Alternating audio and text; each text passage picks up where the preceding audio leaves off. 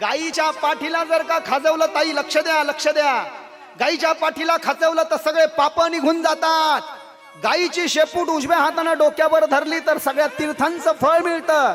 गाईच्या खुराची धूळ डोक्याला गंध म्हणून लावली तर अवदसा निघून जाते.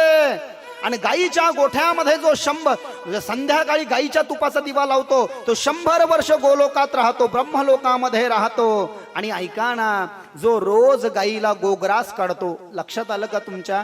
स्वयंपाक झाल्यावर पहिली पोळी गाईला द्यायची, दुसरी पोळगी कावळ्यांना द्यायची पित्रांची तृप्ती, तिसरी पोळी कुत्र्याला द्यायची, काकबली श्वानबली, चमचा भरून साखर झाडाच्या खोडाला घालायची. आणि घरी आलेल्या माणसाला चहा पाणी पाजायचे. मगच आपण जेव्हा त्याला पंचमहायज्ञ म्हटले, नाही केलं तर नरकाची प्राप्ती होते. क्रमी भोजन नावाचं एक नरककुंड आहे मेल्यावर, तिथे ऑल टाइप्स ऑफ किडा प्रेझेंटेड ॲट देअर.